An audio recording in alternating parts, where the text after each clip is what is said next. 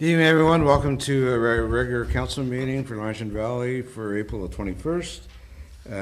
We'll start off with the Lord's Prayer. You don't need to stand. Anybody who wishes can join us. Our Father, art in heaven, hallowed be thy name. Thy kingdom come, thy will be done, on earth as it is in heaven. Give us this day our daily bread, and forgive us our trespasses. We forgive those who trespass against us. And lead us not into temptation, but deliver us from evil. For thine is the kingdom, the power, and the glory, forever and ever. Amen. Thank you. Dean, call to order, please. Okay, mover and a seconder, please. Alan and Jennifer. Moved by Councillor Wren, second by Councillor Gauthier, that the regular council meeting of April 21st, 2026 be called to order at 5:30 p.m. All in favor? Carried. Roll call, please. Mayor Bennett. Present. Reeve Watt. Present.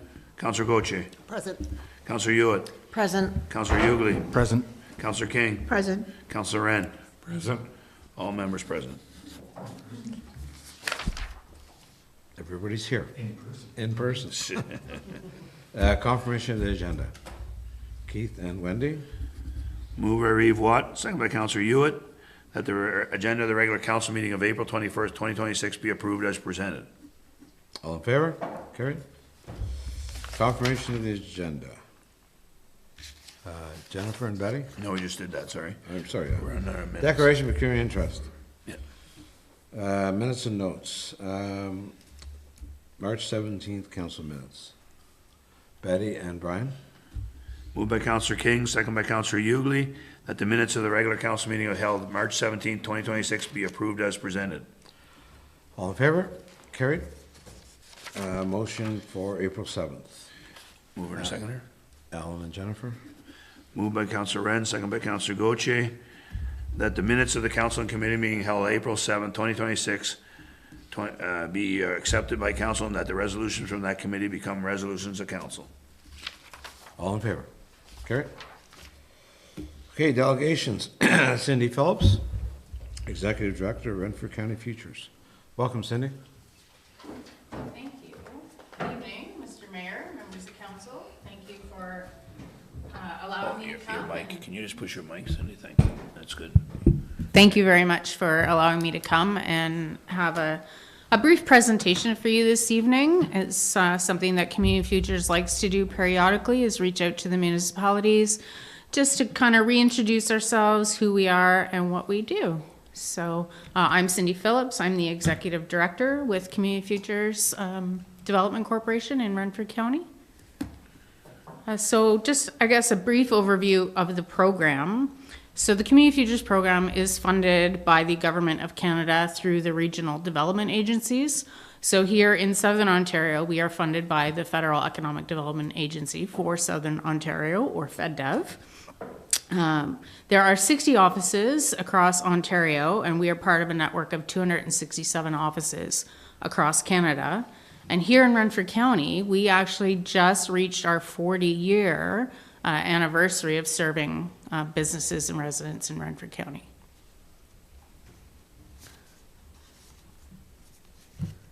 Sorry. I don't have control. Next slide when we have a chance. That's okay. So the Community Futures Program is really designed to support businesses, community, economic development, and employment by really focusing on three main objectives. The first being to support community projects, the second being to maintain a sustainable loan program, and the third is to offer business counseling, workshops, and seminars. Next slide, please. So I'll start with an overview of our small business financing, which I would say makes up the bulk of what we do on the day-to-day. And I'll start by saying that clients are always encouraged to first and foremost seek traditional sources of financing, as in go talk to your bank. But I think it's fair to say we all know that that doesn't always suit the need or doesn't always work out for a myriad of reasons. So that's where Community Futures can step in. We can help finance really any viable business venture. That could be equipment acquisitions, startup, expansion, even working capital for a business that needs it. We currently are able to finance up to $300,000 according to our agreement with the Government of Canada. But I will share with you today that we are in the process of forming a partnership with the Business Development Bank of Canada, or the BDC, and I have very recently signed a participation agreement with them, and so very soon we will be able to, in certain situations, loan up to $500,000. Still all through the local level, through our office with our volunteer board of directors. Essentially, in a nutshell, the BDC will purchase part of the loan from us. So it doesn't take away from the local service, it just, allows us to loan at higher levels. So I'll keep an eye out for announcements soon, hopefully. Just in terms quickly of the impacts and these numbers, we've just ended our fiscal year at the end of March. So as of now, we are over $50 million in loans advanced in Renfrew County, leveraging an additional $43 million and over 6,000 jobs. And those are local jobs here in our communities. In terms of what makes us different, so I'll just reiterate that the decisions are made here at the local level by our local volunteer board of directors. The decisions aren't made at a head office in Toronto that really has no concept of what's going on in our communities here in Renfrew County. All the aftercare is also done here at the local level with our small team. We know the local economies and we know the impacts that decisions have on our communities. We're also able to come up with tailor-made solutions. We can look at repayment terms that suit a business's cash flow or seasonality of a business, which is quite prominent in a lot of our industries here in Renfrew County. We can accept flexibility on our security and loan guarantees. And we assess applications on a variety of criteria, including the impact to our local economy, the employment impacts in our communities, and we look at the overall business climate in any given community. We've come up with a lot of tailor-made solutions. Some of them I will mention. We do have a CIP matching loan that we've recently just increased our matching loan limit to $20,000 after hearing from the city of Pembroke that they revamped their CIP program and their grants are at higher levels. They reached out, said, hey, would you be willing to increase your matching loan limits? And we were like, sure, of course. So now with the CIP matching loan program, what that does for a municipality and or a business in your municipality, they now have access to the county's HYPE program for the grant part of matching. And if a business is having trouble coming up with their share or their 50% contribution, that's where Community Futures can step in and lend a hand. Next slide, please. We work alongside a lot of community partners to deliver community economic development. We can assist with a lot of different things. We have worked to help with community economic development plans, to support value-added projects, to help foster expansion into new sectors. We take a big picture view of the health of our businesses and our communities. We've assisted municipalities going through strategic planning processes or BR&E projects, just to name a few of the types of projects we do. And over the years, we've been very involved in some big projects such as the Ottawa River Heritage Designation, Selling Food in Ontario workshops, etc. Next slide, please. And then our third pillar is really our business counseling and support. We are a small team. There are 4 of us, each of us with our own area of expertise. So we do offer in-depth counseling to our clients and to non-clients. We offer a tailored support. We work with many partners to offer workshops and trainings. We do work very closely with Enterprise Renfrew County, collaboratively, and or, you do this and we will do that. And at the end of the day, if we don't have the answer to anyone's question, we can reach out to our vast network and find the answer. That is us in a nutshell. So we do serve all of Renfrew County. We, as of very recently, have one main office located on Pembroke Street in the Pembroke Business Center. And I would strongly encourage you all to sign up for our newsletter because that's where we issue all information on new programming, events that are taking place, workshops, seminars, and partner programs as well. So that is us in a nutshell, and I'm happy to answer any questions. Well, thanks, Cindy. It's, your organization does help a lot of people in the area, and I think it's great that without your support, and when people can't go to a bank or business wants to start up at a bank and gets denied there, that they have your services to fall back on.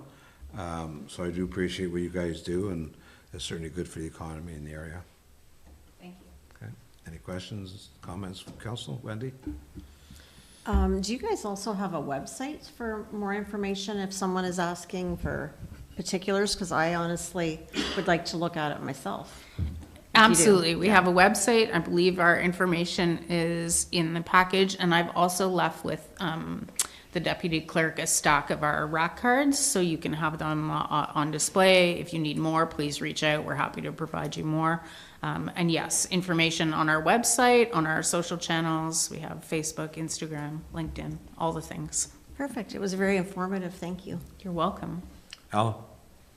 So just a kind of a comment, and over the years, the Pembroke Area Airport Commission has used your services, and they've been very great, very helpful. Nothing bad to say about them. If you're looking for that kind of service, that's where to go. Thank you. Okay, well, thank you for coming, Cindy. Thank you again. Thanks, Cindy. Okay.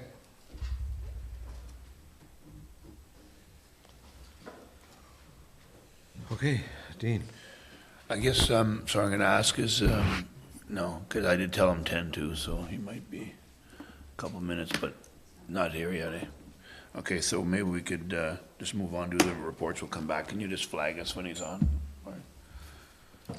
Okay, we'll move down then to the CAO report. Any questions or comments for Dean? Seeing none, treasurer's report. Keith?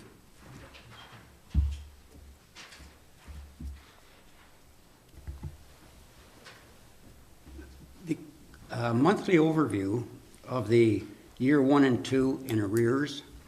I guess I'm curious as to know, are those amounts any different than previous years, or have you looked at that at all? Thinking of, the cost of living increasing here recently, and I'm just curious, is going to be a signal of something we can expect in the future? It's probably maybe a little bit higher, but it kind of follows the same kind of pattern. So nothing, I wouldn't sound any alarms right now or anything. Like it's pretty similar. Okay, thank you. Brian? Under fire, we're at minus 799%. It looks like a fairly big building repair and maintenance. Was that something that we didn't know about at budget time, or how are we over 1% of our levy almost in a single repair That was this early in the year? Sorry, it was the roof repairs that were done that were not, I guess, planned or. Yeah, they kind of sprung on us, and we had some serious leaking, and when they got up there, it was a matter of patching it, and we just made the decision to repair it because it just needed the repair. So unfortunately, that wasn't something, but because of the truck, the issue here is the actual fire truck, the replacement, it was way under budget, so that'll cover the cost of that roof. So we're probably okay there. We'll balance itself out, but the issue was decided that we just better do the whole roof, and that's what we did properly. Okay, just seemed like a Yeah. big It was, number and so it quickly came into a in new more year like- here. We got a price, and then unfortunately, when they got into it, it was worse than it was, so then we had to pay a bit more, so it did go a little higher than we anticipated, but when we tendered it out, we did get a price, but unfortunately, there was some hidden costs there because of change orders. It's fortunate that we were able to save some money on the truck to cover Yeah, that. So. yeah. Okay, anybody else? Alrighty, Public Works? Anything for Mark? Okay, seeing none. Planner, CEMC. I know, Lori, at some point, we're gonna talk about flooding. Is that further on, or should we talk about it now? How do you wanna? Yeah, I guess we probably need to do it now. There's no other spot, eh? Yeah, that's fine. Yes, we could, do Just, like an it's brief enough, yeah. update at this point. So I may also switch over to our Public Works Manager as well to add some anecdotal information, but yes, we have, as council is aware with some of the updates being sent, there are levels that have been experienced that are more in the range of 2017 for flooding down with the Sullivan Point area. It should be stabilizing tonight in terms of the peaking at this point. The thing that we are concerned that we're still watching towards is this is all the tributaries and the lower valley melt that has basically running its course and combined with the rainfall that had been received from more recent events. What we're still waiting to see what's going to transpire is the northern snowpack. Those melts haven't really started in earnest. So again, the hope is that it will be, a slow and steady. It's going to be conditional upon how weather and temperature, come in those next coming weeks. We do have, again, our regular 10 o'clock Wednesday freshette calls, and then as needed, we've been having others every other day, but we'll see how that schedule continues. But certainly tomorrow morning, we do have another update at 10. So hopefully, again, with their modeling, I will check again. They should just be posting up probably right about now their adjusted forecasting, because they have moved with Ottawa River Regulation Planning Board to adjusting their forecasts every day now. So there's always a 4-day forecast out of what the levels will be. And they did switch a few days ago as well to adding a more detailed description. So you will note when it describes what the forecasted levels will be, it's also got an extra bit of language that talks in terms of how many, what that means in inches or rise in what terms of what they're projecting. And they have been trying to tie that back into comparators for other years in terms of what's been experienced. So at this point, again, we think that it should be hopefully starting to then recede. The Pembroke section would have stabilized already, but we'll kind of, again, be watching towards that. And the most current information that even we access is as they post it on the Ottawa River Regulation Planning Board website. So we really do encourage watching that.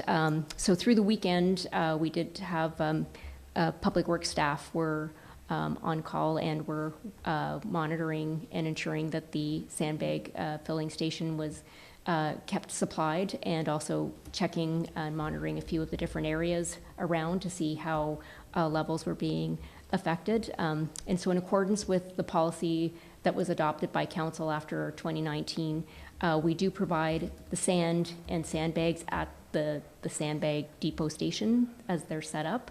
They are posted on Municipal 511 as well, and then people can always also reach out to the township office if they're having problems or concerns, or it's in another area, to make sure that we're aware, and we've been directing those calls through initially to Public Works as well, so we can keep some consistent tracking. And we have a good stockpile of sandbags. Mark has been, our Public Works Manager has been ensuring that those stocks are kept up. We have had another reach out from a ratepayer. There are, some that would want us to be doing more in terms of providing sandbags to properties. And again, based on 2019, that had been a council decision that we didn't have the manpower to, for the township forces to always be doing that, but also for those costs to be incurred back with all the rest of the ratepayers of the township. But we're not looking to leave everybody on their own. But that is kind of the initial policy approach, was that we provide the supplies, but that people do need to provide their own manpower, I guess, if Mayor Bennett may have some other information as well too, based on a letter we did have from a ratepayer. Well, I did make a call to Mayor Nicholson for Whitewater as to how they were doing, and it's limited to flooding there for now. Offered any support that we could do for them, and he obviously did the same for us. My first question, I guess, is for Mark. How many loads of sand have we actually brought to George Matheson so far? I believe in the range of 4 or 5 loads of sand. So I just have our tracking sheet up. We are about 13,000 sandbags out so far, with about 10,000 or so in the George Matheson Park Sullivan Point area. So majority has been down in that area. So I know, Laurie, we talked before the meeting, and you know, right now it sounds like the water is going to recede somewhat in the next few days, but nobody knows what's going to happen next week or the week after with the north flooding. And we talked briefly, and I think council should be involved in this discussion as to, do we do nothing more? The sandbags are there, or do we be proactive and fill bags and have them at George Matheson and be prepared for the worst? And so we could get the machine we had last year, possibly, and Laurie and Mark can check that out tomorrow, with possibly staff doing one day of it, if possible, and take the machine down to George Matheson for the day and do it there. I don't know if council wants to make a comment on it. Obviously, we'd be pulling the staff if it's possible. Mark, we haven't had that discussion yet, but. Yeah, we're doing water flushing, and it's like there are some things that are scheduled for this week. Part of the challenge at George Matheson, I guess, if it was staff, it would be maybe a bit more simple, but the property is very tight. So to have the pilot machine, have the backhoe to load and operating, I don't know if volunteers were there, I don't know on the safety aspect of it. So maybe a controlled site down there. One challenge with the sandbagging machines, and we found that when we did the demo last year, is the sand has to be dry. So if it's raining, the idea of doing it outside there isn't ideal. If they were done here, we could do them in the sand dome, but it's just a little bit weather dependent too. I know the wet sand last year, it didn't work very well for the style of sandbagger that was there. So, but yeah, something we'd have to look at some options, but something that could be done. I know that Whitewater using a similar machine. They did it last Saturday with volunteer firefighters, and they struggled because they use wet sand, and we all know what it was like last year that helped volunteer. It certainly was a struggle.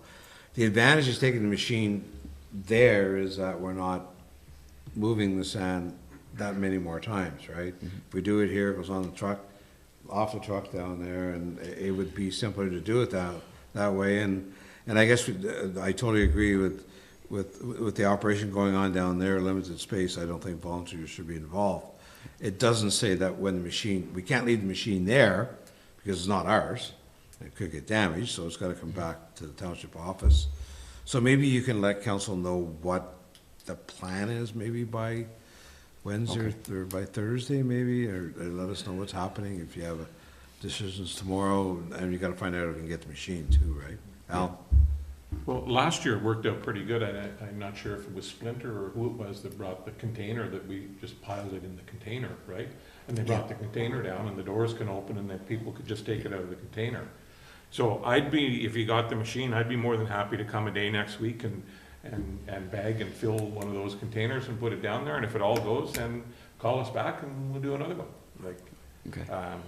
Yeah, the idea with the roll-off container from, I think it was Renfrew County dumpster or whatever, it was handy because our thought was if the bags weren't used, they were still in a container and easy to pick back up and bring back again. Yeah. So, yeah, it just the ability here lets us keep the sand dry, but as Mayor Bennett said, we're touching the bags potentially multiple times. But if we do the roll-off truck idea, then maybe that's another option too. Yeah. Brian? Can we put them onto pallets, and then we can deliver them right to the yard where they need to go? I'm around the corner with a tractor, I can offload them on the other end if they can get loaded here. And then you can drop them right where they're needed and, I guess that was a big discussion that came out of 2019 was, as the flood event evolved and our processes evolved, we did sort of give a, sort of what we're doing now, we're providing materials, then we sort of switched to dumping off of people's houses, and that changed now. We have had a few people request sort of services like that this year, and we already have said no, just based on we have the depots, that's what our policy states. So I guess a direction from council maybe, like we could put them on pallets and maybe another easier way to move them from here to the depots, but there was one guy at George Matheson, trying to load them into the trunk of his compact car, and, it's hard to keep ahead at that rate. yeah. I guess just to comment on it, the problem when we did this back in 2019, after we did a lot of work on that policy, the issue is if we're delivering them, you can be sure that we're gonna be delivering, people are gonna ask for a lot of them, and then you're gonna have to deliver, like, unless you had something, we're only gonna give you 10 at a time, or, because me as a resident, I'm gonna say, well, deliver them all here, and then at least I have them if I need them, but if you have to go get them, you'll get what you need, kind of thing. That's the theory, but I appreciate the idea of a gentleman with a car, and he's gotta put them in the back seat, that's no good either, so, I don't know, at this point, maybe they can, work as neighbors, and somebody with a truck and trailer, we get them to the George Matheson, that seems to be our depot spot. Whether they're, the roll-off bin, I didn't realize that was an issue, that's probably not a bad idea, and then we can do them here and haul them there, and if we got 2 bins, it would be excellent, so then just swap one for the other, but anyway, see how it goes. The other issue is, we're probably wanting to do this sooner than later, because people will wanna get ready for the next step, and we don't wanna, if it starts to rise, it could come up quick, so we don't wanna be dealing with that on the day of, or they're never gonna get their house protected, so we're probably looking at hopefully maybe doing it this week, some of them, anyway, getting one load out there.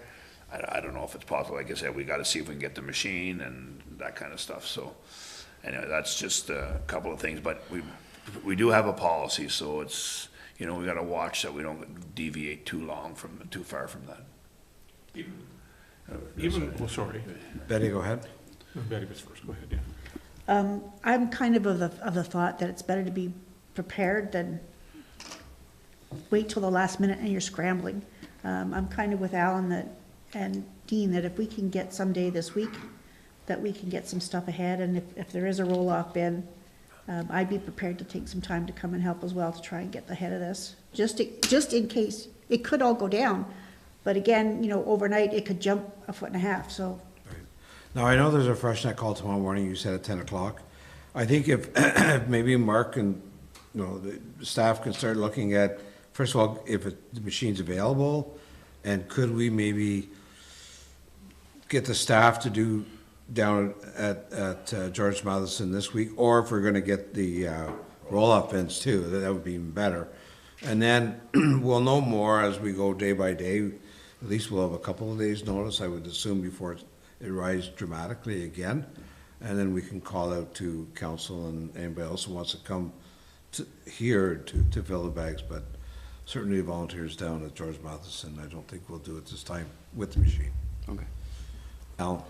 But even without the machine, just the ladder and the cones, to do one of those roll-off bins didn't take very long. I think with the machine last year, I think we did that roll-off bin in about a little over an hour. Yeah. So it doesn't take that long to fill one bin and put it down there, and then if you need to do another, then, you're gonna know basically halfway through the day, right? And it doesn't really take that long to fill a roll-off bin. So maybe we'll leave it with staff and then you guys can send out direction as to how it's gonna work. Does that work for everybody? Okay. Your report, and then we'll go transfer. Oh, yeah, okay. Sorry. One question for Laurie. Yeah. And just wondering, where are we with our official plan? Are we still moving forward with that this year, or haven't really heard anything about it in the last little while?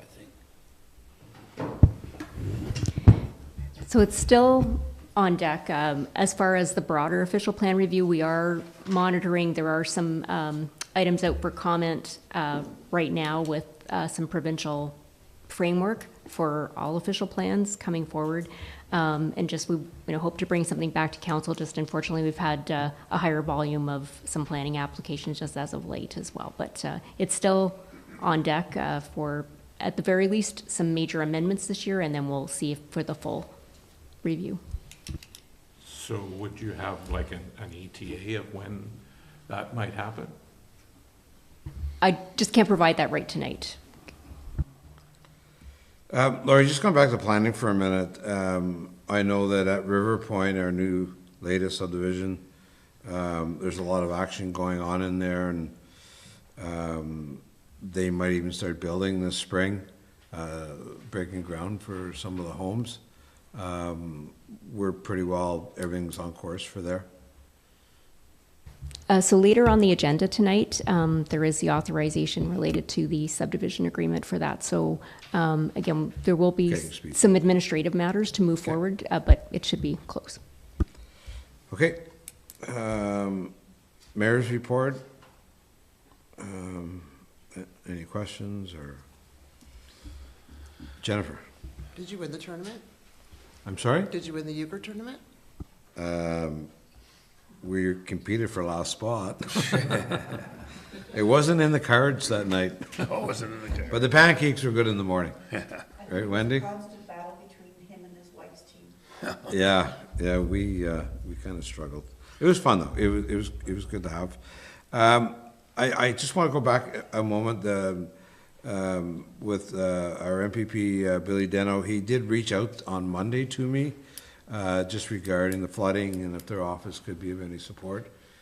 So it's kind of nice to get that call. I guess they're trying to stay on top of what's going on in the area. Really, anything else there is good. So we get a motion to pass the reports. Jennifer and Betty.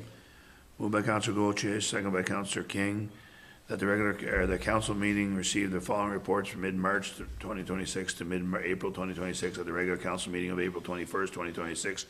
CO's report, treasurer's report, public works manager's report, planner CMC report, and the mayor's report. All in favor? Carried. Thank you. Are we ready? Yeah, I think so. We can circle back to item 7B, and Ken Smith from DM Wells is here to present. Can you let him in, I guess, or? Yeah, thank you.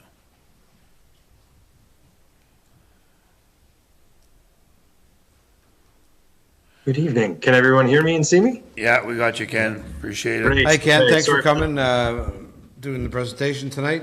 We'll let you go at it, and would you prefer questions along the way, or would you prefer questions at the end? I would love to have questions along the way. Okay. Just before we go, just for council, Ken's going to present the report that you all have in your package, as well as go through the evaluation matrix. Tonight is basically a receive report phase. We'll talk about next steps after. There's no decisions to be made here. It's just to get familiar with exactly what the report states and what DM Wells has done a lot of work creating. And then at that point, like I said, we'll go through the next steps at that point, and then a decision will be made a little later with regards to what option we proceed with. Anyway, with that, I'll pass it to Ken. Okay, thank you very much, Dean. Good evening, everyone, and through you, Mayor Bennett. Thanks for having me again. It's been 2 years, almost to the day, since I saw you last, and I'm here today to try to answer your questions and gain as much clarity as I can on this robust report. So, lots to get into. Without further ado, let me share my screen, and we shall flip to a presentation. If I could kindly just get a thumbs up that you're seeing a black screen with a W. Yeah, we got it. Yep. Great. Okay. Thanks, folks. Then I'm going to work through the presentation. And again, please feel free to interrupt me with any questions or thoughts. I want to make sure that we're being clear along the way. So here we go. We're talking about the Pleasant View Municipal Drain. And there are two branches for that we're going to walk through. I'm going to today take a brief look at the history of where we have been. And then the goal of today is to talk about the key findings in the report, most notably areas where we have a few different options to consider. My goal is to answer any questions on the nature of the options and to make sure everyone understands what we're contemplating and how we've considered kind of weighting the different alternatives. Ultimately, we'll, at the end of the meeting, talk about what kinds of next steps might be appropriate. I'd like to thank the project team, and a number of staff from Laurentian Valley are included here. Dean and the crew have done just a great job of working with us and providing guidance. I'd like to thank my team as well, listed there. All right, I'm going to start with some things I imagine everybody knows, including where we are. So we're just southeast of Pembroke here, in the Pleasant View area, and on Highway 148 as we cross and drain towards the Ottawa River. We're talking about the Pleasant View drain, and as I mentioned, there are a few branches here. The Pleasant View branch is shown here on the top of the screen, and I hope you can see my cursor, but it moves along Elm Street and eventually crosses Highway 148 and outlets the Ottawa River. The other branch, the Smith branch, conveys water from sort of the Bardis Drive, Sparta Avenue area here, both again crossing Drive-In Road and heading northeast. This line work is taken from OMAFA's website. So this is what the provincial government sort of thinks the status of the drain is, and it's consistent with the previous engineer's report. So that's the layout. Very, very quick look at history. And I'm just going to see if I can move this bar. There we go. I don't know if that shows up on your screen or just mine. There we go. So this drain was petitioned originally in 2007. We have a report guiding sort of the layout of the drain and its function and its how the costs were allocated from a 2007 report. And then in 2008, Stantec did a technical brief describing some plans and profile drawings and some hydraulic calculations. We understand it was constructed 2009. We've got as constructed drawings in 2010. Wills has been on the case for a little while here. 2023, we began our work by doing a visual inspection of the drain. We looked in all the culverts and ditches. Generally speaking, system was in all right shape. We weren't finding that the hydraulic concerns that the township was having were due to maintenance issues. We weren't finding it was substantially clogged or anything. Things generally, the drain was in reasonable condition.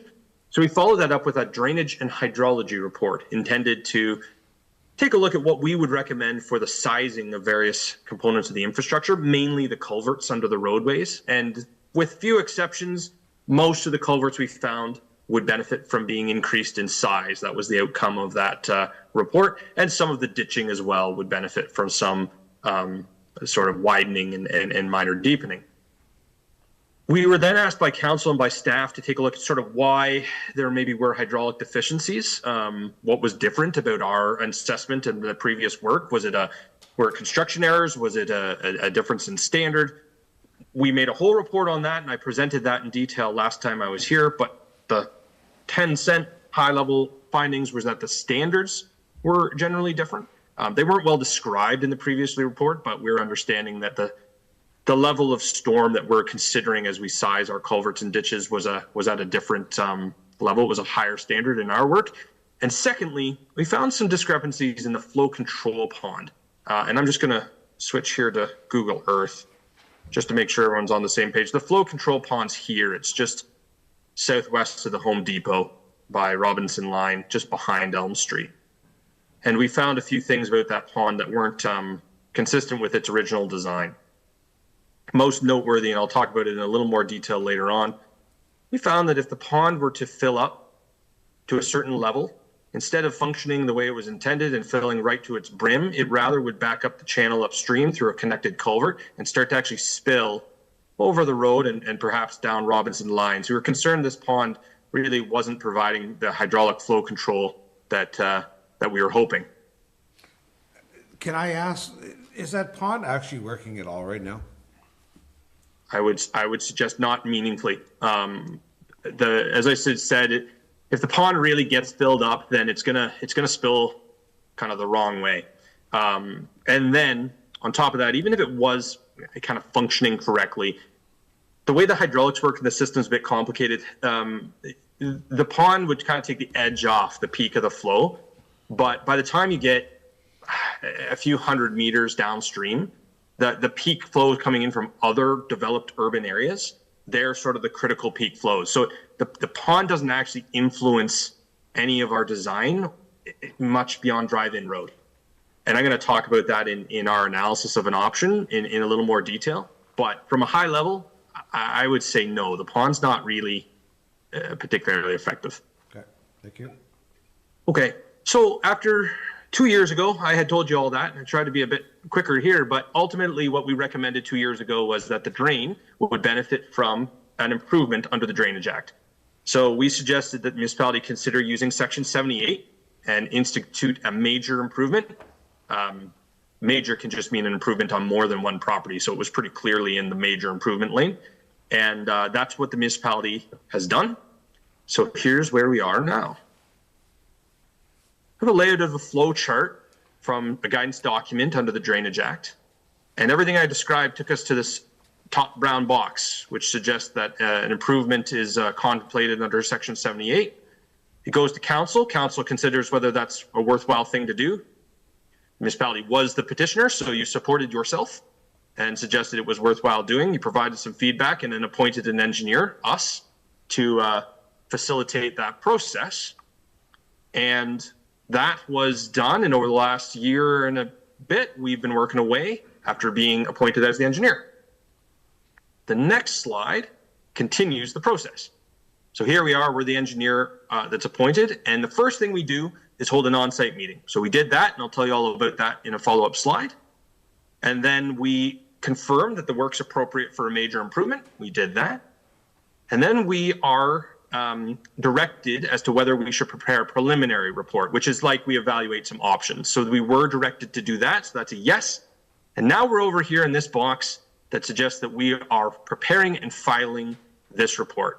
We've completed a draft and sent it in, but this moment, we're still very much in that development lane, in that we would like the council's feedback. We'd like to talk about whether we would like more public feedback, and then we'll prepare a final version of the preliminary report, and I'll talk about what to do then. But right now, we've prepared a draft, and we're making sure that it's well understood.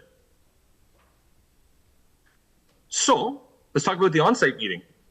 We were on site in November in 2024. We held it at the Zion Christian Reformed Church, and it was very well attended, in my opinion. It was there was a lot of interest, a lot of very good, defensible input. We had folks popping out laptops and showing us videos. We had lots of follow-up emails. We filed all that away. I'm not going to have the time or space to tell you all the input we received, so I just highlight that in Appendix H of our preliminary report, we prepared an action table. And it envisions, we sort of summarized all the input we received and talked about next steps and implications and things like that. This picture below is just one of many of full ditches and full culverts that we received and heard from various community members. Now let's talk about the preliminary report in front of you. Sections 1 through 3 are some background, some of the things I've already discussed. I won't highlight them. I'll just note that the on-site meetings discussed in more detail in Section 4. So you can learn a bit about who and what and when it all happened. Section 5 is devoted to the design criteria for the drainage work. So we tried to be very intentional about laying out what kinds of standards of care for hydraulics and hydrologies and peak flows and design storms and things that we were doing. In general, folks, we're in keeping with the MTO's highway drainage design standards. It's a fairly standard document to use for infrastructure design in Ontario. And then Section 6 is I would suggest sort of the meat and potatoes of the report.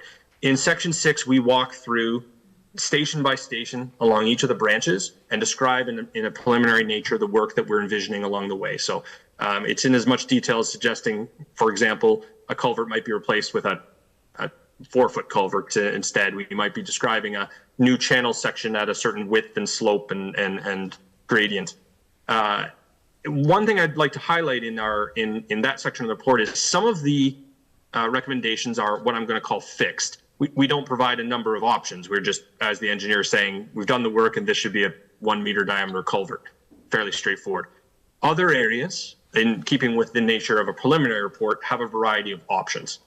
And so as you work through Section 6, you're going to see a lot of option 1, option 2, option 3. And that's what we're here today to discuss in more detail, because that's the area that I think it's important to understand. And ultimately, we'll be looking to council to provide guidance on what option is selected in order to move forward with a final engineer's report, which will just do a design of the one selected option. There are 4 locations that are key to consider. 4 locations with a variety of options. They are on the Pleasant View branch, the Elm Street. which is just downstream of the pond. And this option really considers as well what to do with the pond. I'm going to flip back and forth a little bit for clarity. Option, area 1 is this area here. And we have a variety of options of how to convey water from the upstream point through this area to the downstream point. There's periphery improvements that are envisioned along Elm Street that aren't options. We sort of describe what to do, but in terms of how to tie them into this area, there are a few options to consider. Location 2 is the outlet of the whole system, Heritage Place. That is located here. And at the outlet of the system, as the creek bends through through Heritage Place, we end up with an outlet right here. And the creek from this location to this location, homeowners are quite concerned about the ongoing erosion issues. So we've taken a good look at various options to remedy that. Location 3, Sparta Street. Sparta Street on the Smith branch is down over here. Okay. And we are, I'm sorry, it's further along. Here we go.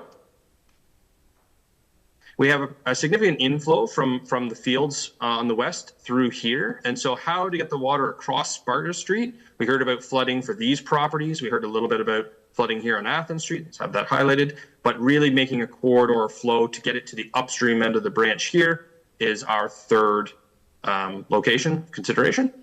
And our fourth location is the Taylor Heights subdivision, just the downstream end of it. And that is over here. And the Taylor Heights subdivision has a bit of a challenge because it has its own stormwater management pond.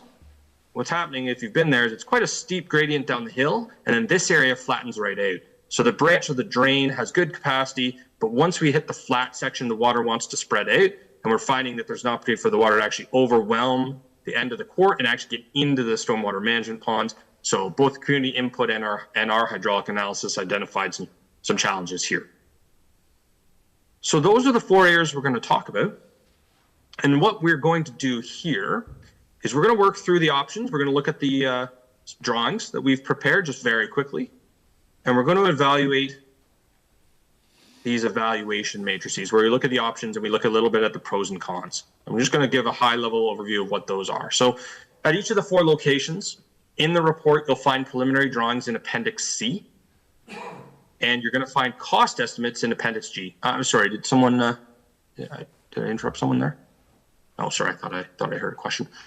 And then decision matrices, they don't actually exist in our preliminary report. They were provided separately here as part of this presentation, and we've given copies to staff to distribute.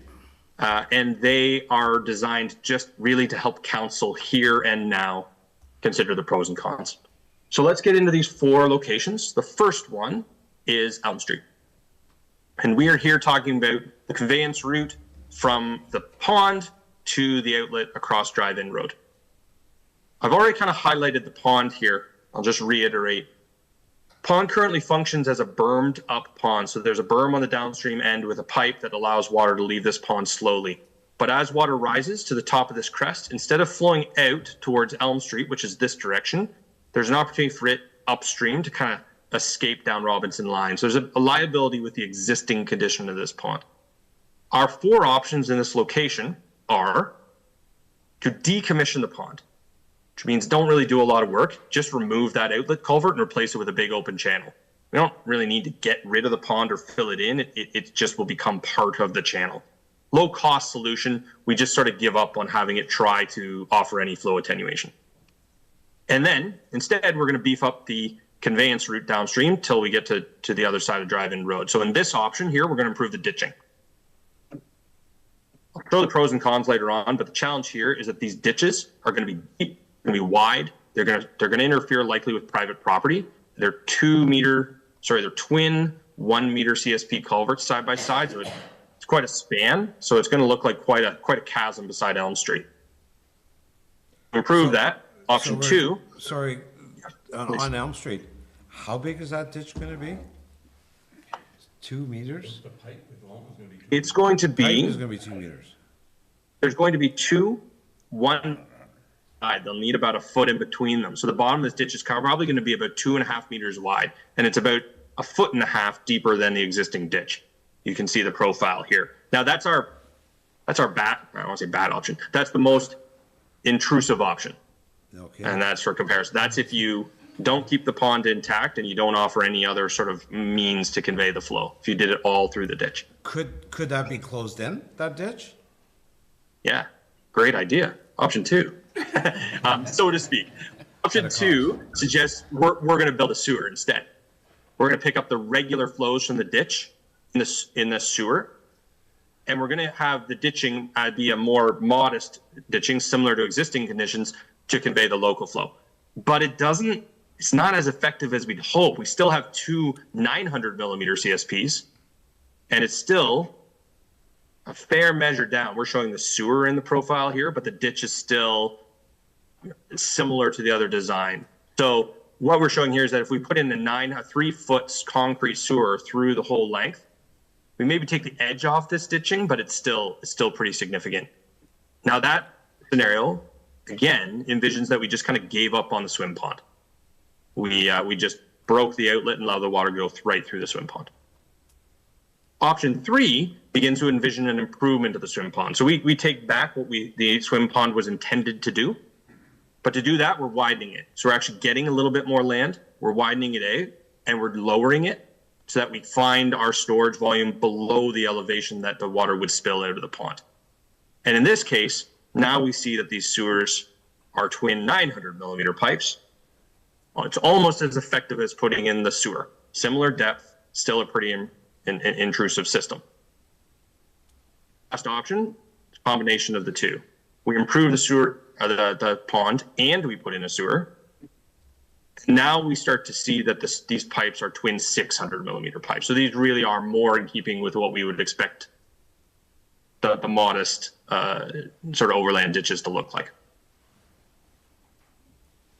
I'll take a quick pause there. Any questions on what the options are?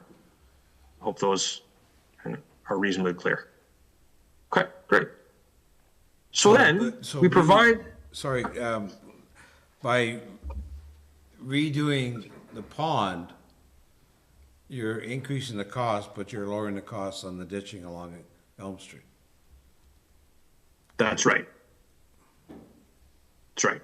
But the way that we convey the flows through Elm Street will be more expensive if we use a sewer.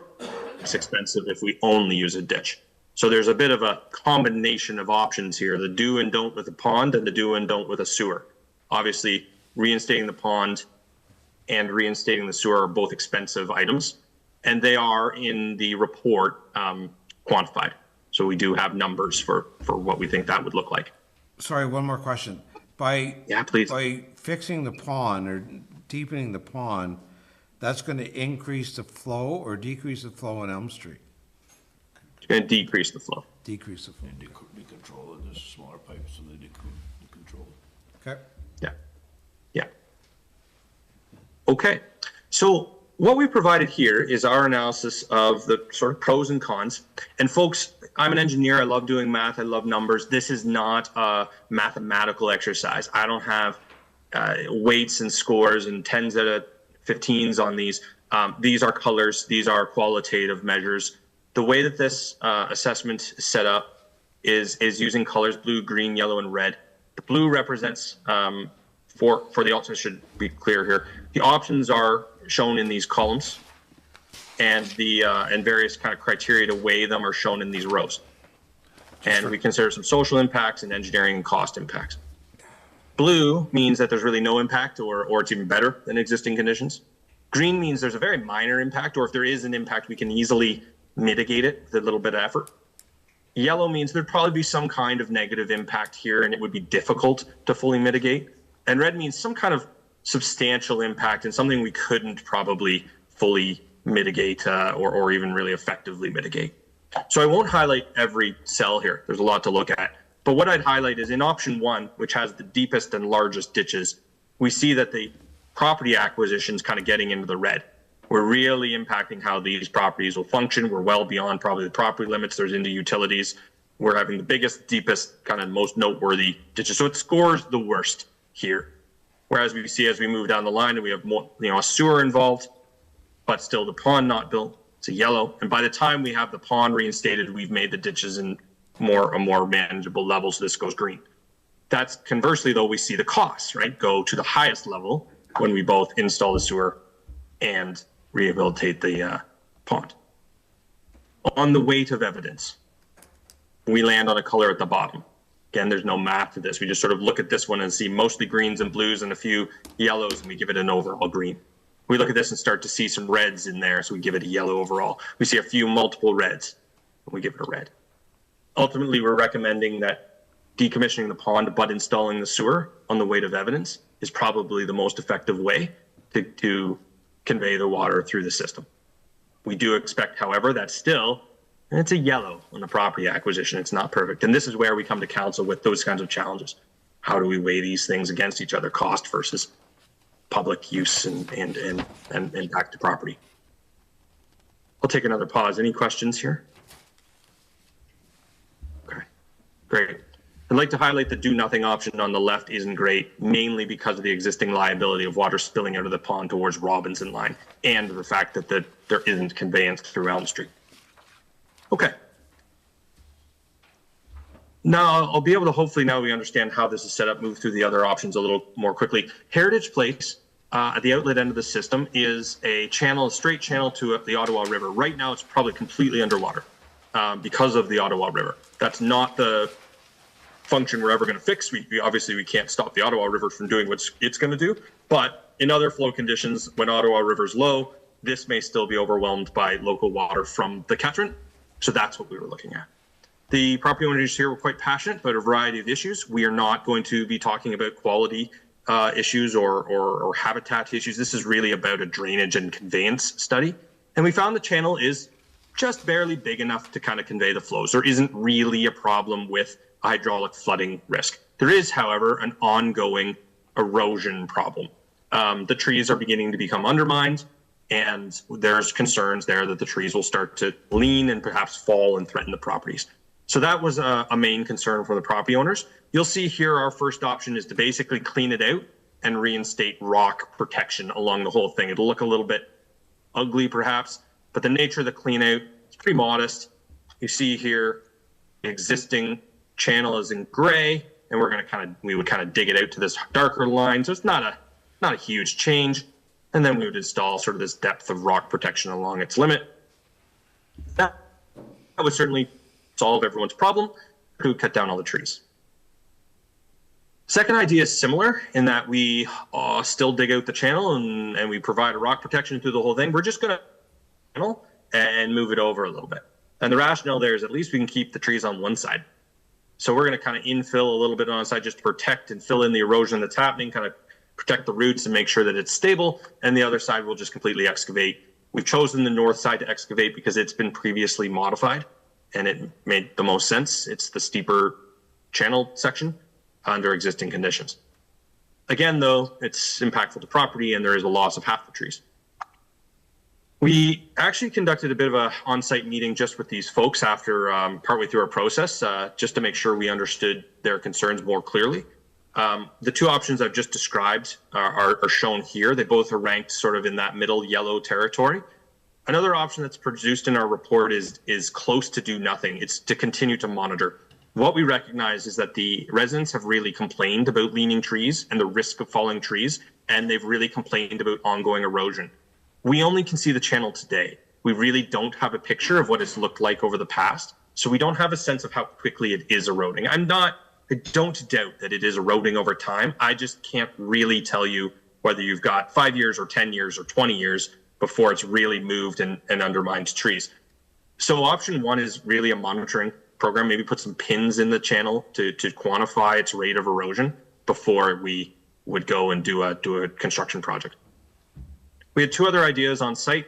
One was mine, it doesn't work. One was the residents, it doesn't really work. My idea was just selected erosion protection. You go around a few of the exposed trees and put in kind of almost sandbags, a locked-in sandbag product. But we found that by doing that, we would infill the channel and we would lose our hydraulic capacity. So from an engineering point of view, that wasn't a winner. The residents were quite passionate that the erosion's because of changes in the upstream catchment.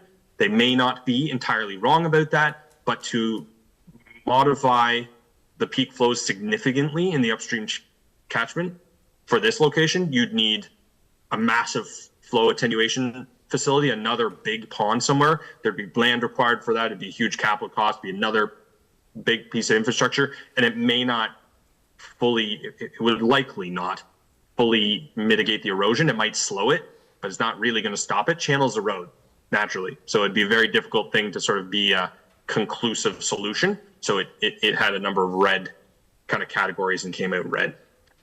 That's the summary of the heritage place option. I'm going to keep going here. The next location is a little simpler, to be honest with you. This is Sparta Street.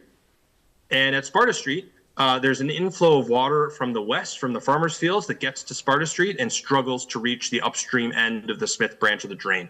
The branch of the drain ends at Drive-In Road. So technically what's happening upstream here isn't part of the municipal drain. We recognize that the cost of this work would be a municipal project. It wouldn't be assessed to the drain, but we still included in our work, solutions to the local surrounding areas. The real motivation here is we were thinking, what do we have to do to the drain to make it ready to accept water for the right solution? So we had to lower the drain at the upstream end of Drive-In Road. You see the difference between the gray line here and the proposed line, in order to get low enough for some sort of solution. The two solutions here are pretty easy. It's either ditches, and they're pretty reasonable ditches here. They stay in property limits. They're 2.9 PSPs at the downstream end, but we still think they're going to fit within that right of way. Or, as per our other solution, it's a storm sewer through the whole system. And in this case, we really can manage the flow through a 1 meter diameter sewer, and then these are just single. We don't even really have to touch the ditching. We can just kind of get the water through a sewer to point A to point B. The evaluation criteria on this one is fairly simple. There's similar options. We just think the sewer is more expensive. So it landed as red as being an expensive solution. But we'll note we've said the property acquisition should be okay here. It is more onerous though. It is a deeper ditch and a little wider. So if people are concerned about the aesthetics of it, or that it's just deeper and more significant than the existing ditch is pretty shallow there. So we're a little more comfortable that we're kind of reinstating something reasonable. So we're recommending that it's the ditch solution there, but it's really driven by cost. And lastly, thank you for your attention, folks. I know there's a ton of information here. Taylor Heights. So as I said, Taylor Heights, water's coming down the embankment through a meandering channel in the woods, and it's pretty steep. Then it hits a flat section and water spreads out. And the concern is we're seeing it, and I think there's evidence of it actually getting onto Taylor Heights and into the swim pond. And then ultimately it drains back into the drain in this direction. And so the solutions here are guided towards containing the water in the channel section to about here. After that, it actually has capacity again and it stays in the channel. So we're just trying to really, make sure the water doesn't spill out onto Taylor Heights. We have three options here. The first is a berm.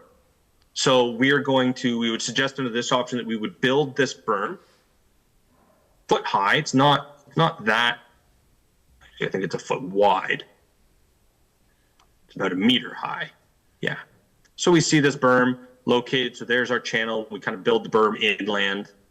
And then what happens is the water flows, we don't want to get onto this driveway. So it flows kind of shallow across this whole thing, but it stays contained and it has the capacity to flow down the channel and without flooding the properties.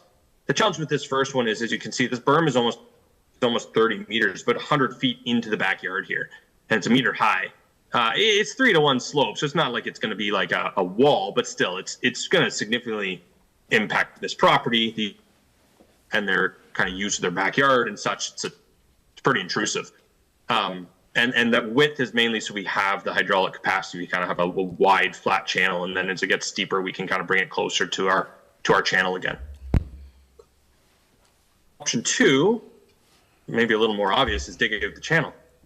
That's normally what we would do. We've got a capacity issue. We just clean out the channel, and you see that the cleanup only really has to overcome one sort of deep section, and then we kind of reconvey it back into the channel and everything. And this works hydraulically. There's no problem with it. The only issue is this fully removes the only vegetation between these properties and the driveway to the south. It is one piece of input we heard from specifically from this homeowner, was saying that they hoped they wouldn't lose the trees adjacent to their driveway. So that's the con with that solution. The third solution is a bit of a hybrid of the first one. We do install a modest berm, but we're able to push it adjacent to the property. And then the way that we contain the flow is that we also just do a modest raise to the driveway on this side. So we're sort of able to have the flow stay between the driveway and the berm, and we gain a little bit of extra capacity, as you can see here, right? We're able to slide the berm way in, but we're able to build this up a bit, and now we get a little bit extra depth before we're over the driveway, and we find our capacity. Again, this is capacity here for a 100-year flow, so we're looking at something we really think should be a robust solution there. At the weight of evidence, we see that third solution, raising the driveway, has a mix of the yellows and the greens, but ultimately sort of comes out on top. The reason these other options are ranked more poorly is the total removal of the trees, which flags are red there, and the significant kind of interference with property for the first one, flags there. They're somewhat similar cost, all of these options, to be honest with you. The existing is not a winner, the do nothing option, because it continues to flood a stormwater management pond. There's a number of problems with that. Okay, thank you, folks. There's a lot there. I just want to then come back to our report very quickly. We'll highlight that sections 7 and 8 of our report pertain to costs. So in section 7, we provided cost estimate for a variety of different components of the work. Again, in my evaluation of opportunity, my evaluation of the alternatives, I'm not bringing in the costs numerically. They're sort of being interpreted as sort of a red or a yellow. But you can see more about the costs in Appendix G. And then section 8, we talk about the principles behind assessing these costs. So I'm sure everyone's interested about who's going to pay. Everyone's going to be asking that. I don't have the full answer to that yet. I do know that infrastructure that serves the municipality, such as culverts under roads or sewers to service the roads, things that are required because the roadway exists, those are things that are typically assessed the cost to the municipality. And then furthermore, there are some improvements we're considering which aren't on the drain. They're adjacent to the drain. So in our report, we have other drawings as well for some ditches improvements, or even the Sparta Street is beyond the limits of the drain. Those are things I can't assess to the drain because they're not formally part of the drain. Section 78 does not allow me to extend a drain limit upstream. So anything that's an improvement to get water to the drain is just a municipal servicing project so it would be assessed the cost to the municipality. To conclude here, folks, I'm going to take us back to this graph. So we're here talking about our preliminary report. We haven't finalized it. We, as a minimum, would hope to look for input from council and final input through staff, if there is any, to prepare a final version. Our next step, no matter what we do, will require a meeting to consider. So that's a formal meeting under the Drainage Act. It would happen here at council. The community would be invited to attend. We would provide them a copy of this report, a finalized copy, prior to that meeting, and you would hear from them. They would have an opportunity to speak. You would have an opportunity to tell us if there's any minor changes we would make, but it's part of the formal process. The question before us is whether we, in a draft capacity, want to re-engage the community. We could, if we were so inclined, hold another meeting. We've discussed this with staff. We could invite the community to attend.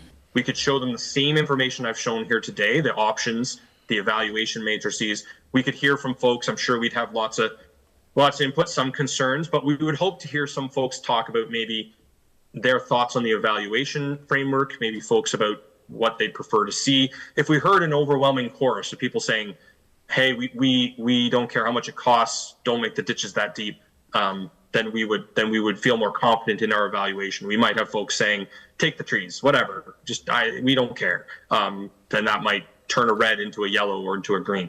And that is something we could contemplate before the council directs us to finalize the report. After that, if that did happen, we'd still have to have a meeting to consider at council with community input. just to close out the conversation, the meeting to consider is here. Council has an opportunity to decide whether it continues to proceed. And if they say no, then property owners would have an opportunity to appeal to the tribunal. If you said, never mind, we're not doing something, then there would be a tribunal opportunity for folks to say, well, hey, this is really warranted. There are other opportunities to appeal to a tribunal after the final report, when we've picked our option and we've assessed the costs and it's all said and done. But at the preliminary nature, it's just if we decide to sort of cancel the project, then there'd be a tribunal opportunity. Whew. Thanks, everybody. That is everything I had to share, and I will open the floor to any other questions.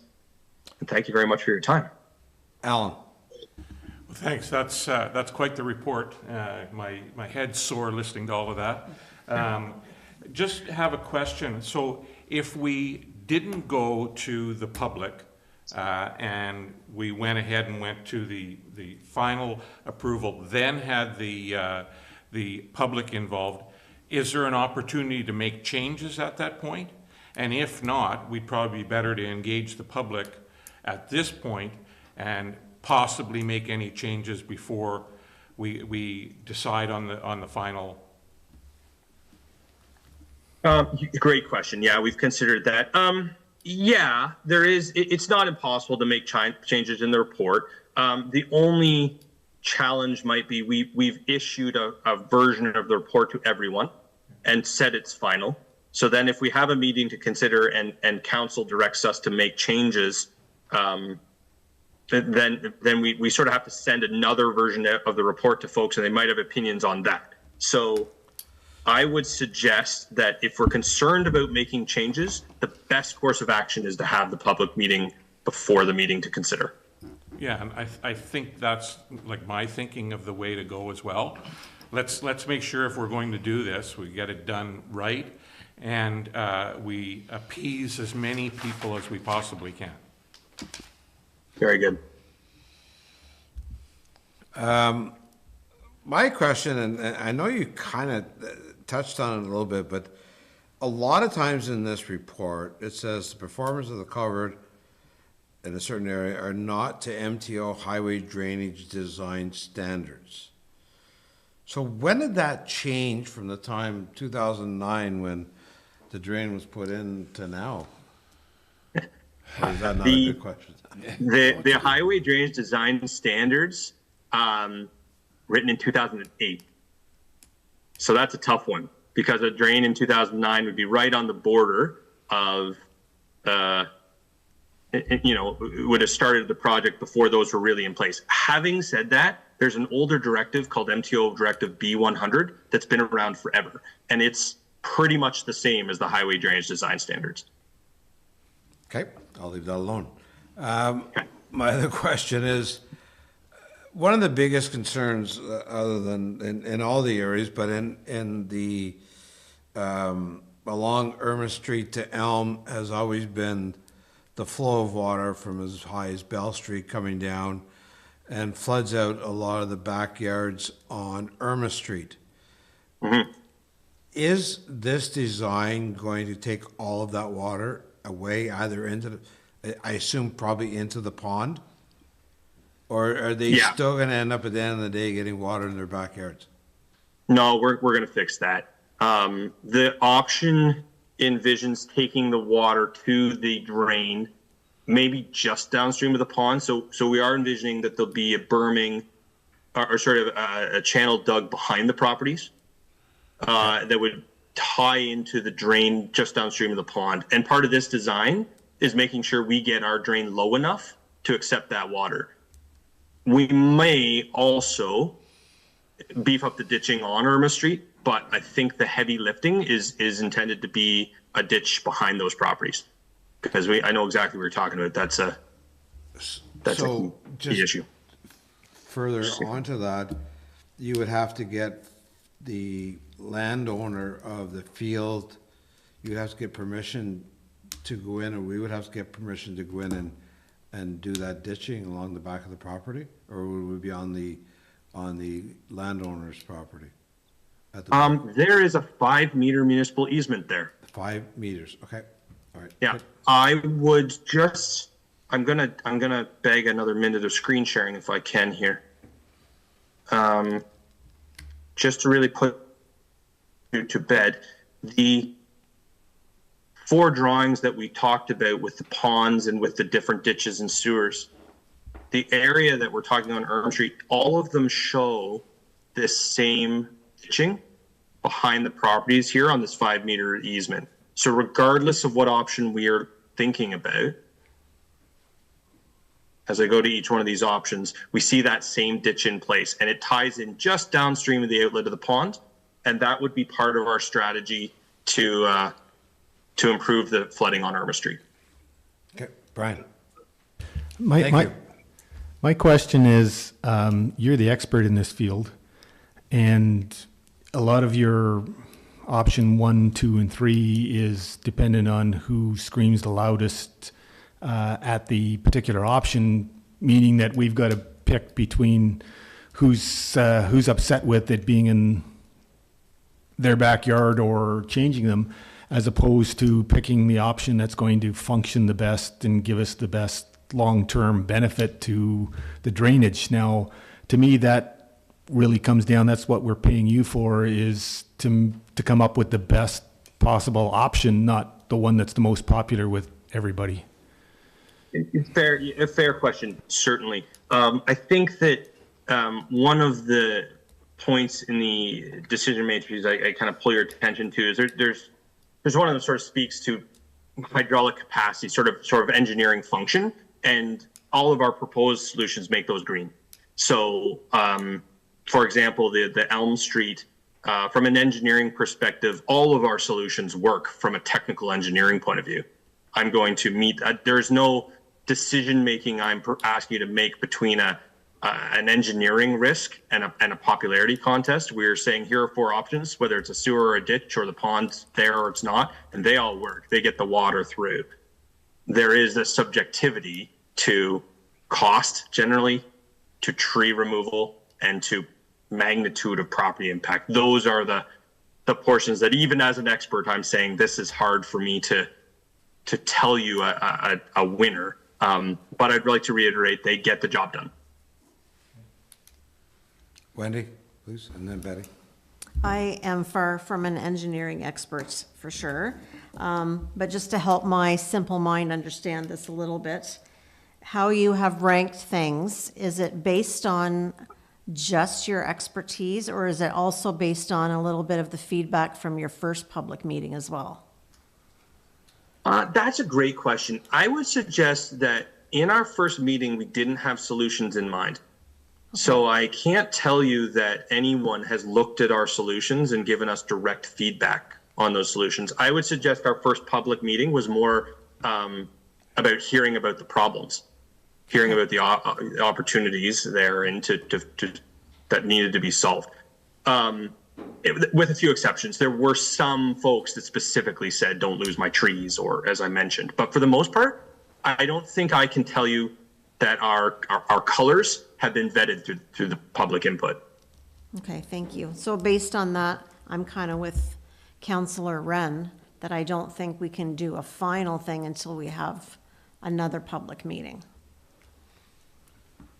Okay, Betty. With the preliminary report for the Sparta Street, I had one resident ask a question. He reviewed the reports today. If by fixing the Sparta Street drainage issue, will that also help the drainage issues on Athens streets? Yes, in that we will, especially will lower the drain, the outlet at Sparta and Drive-In. So that will give an opportunity to improve the ditching all the way to Sparta. We don't have that in the design drawing of the options for Sparta, but it's a periphery improvement. I've got one up Drive-In to the north shown as a drawing. And again, the real outcome is we're making sure the drain is deep enough to provide an outlet. I don't know. Just follow up, Ken, with regards to the backyards of Irma Street and that 15-foot easement or meter easement.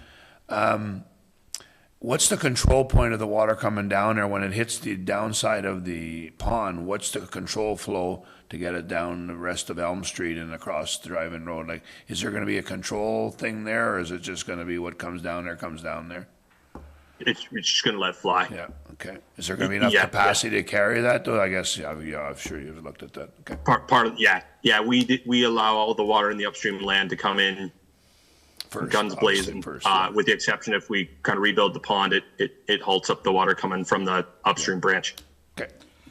So, I don't know if it's a staff question or your question, I know you touched on it earlier again, but as Councillor Wren says, it's kind of mind-boggling right now, but I do feel better now than I did after trying to read this for a few hours. It was enough. Costs and associated costs to who? I know this Smith drain was taxed to everybody that got advantage of it, right? So the Smith Farm, some of the houses along Drive-In Road to the west. Is a lot of the cost going to be bared by the individuals in the area of where the work is being done in your 4 different areas? Or is the majority of it going to be handled, as you said earlier, through the whole municipality? I know that's It's kind such of an a tough important question, Mayor Bennett, and it's the hardest one for me to answer at this stage.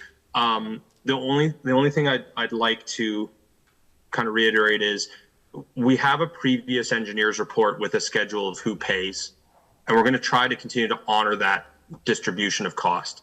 So in the same manner that they've kind of percentage allocated costs throughout the watershed, we would try to do the same thing with any work that's eligible to be distributed through the watershed.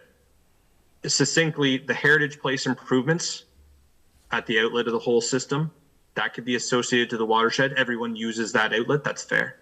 The Taylor Heights, same thing. It could be allocated to the Smith branch because it's using that branch. It's kind of causing the problems.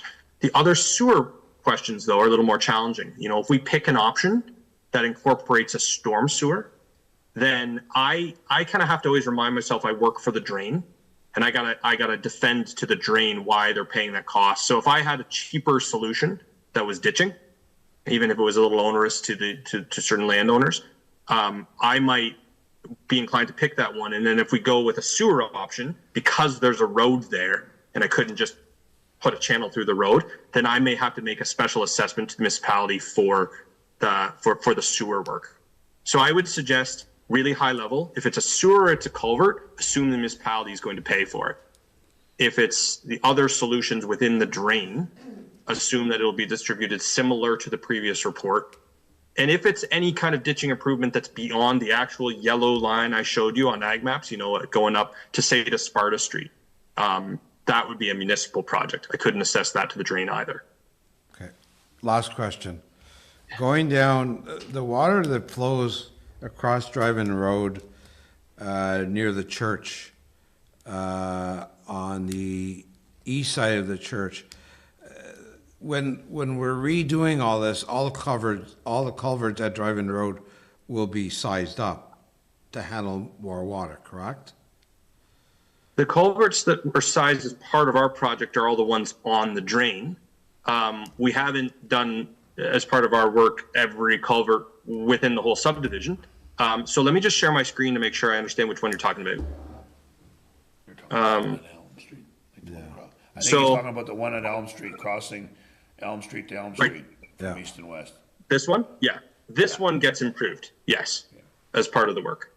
So, but if there's when I asked a question, and I'm fine with the other ones. We'll find out later on. I'm not going to tie up any more time. But at some point, the county's going to be redoing Drive-In Road. Okay, and they said they wouldn't finish Drive-In Road until reconstruction was done on 148, which is going to be in the next 3 years or 2 years. 2 years for there. 2 years. So might there be an opportunity if we do decide to move forward on some of this work that we tie in the county and MTO to get it all done together and possibly maybe share some of the costs? Yeah, thank you, through you, Mayor Barrett. I've been a little remiss in just saying municipality. The staff and I, we have discussed the shared responsibility with the county. So when I say municipality, I mean the municipal entities. It's absolutely maybe appropriate for there to be a shared cost with the county for the works along Drive-In Road in particular. And that's something that we've mentioned with the staff through the process. Some of this conversation is actually highlighted in Appendix H. So there are columns in there that highlight who the responsibility for costs may live with, and I think we've flagged a few in there that the county may have a role to play. Okay, thanks, Ken. Keith, and then Alan. It is a little bit clearer than when I read through it, that's for sure.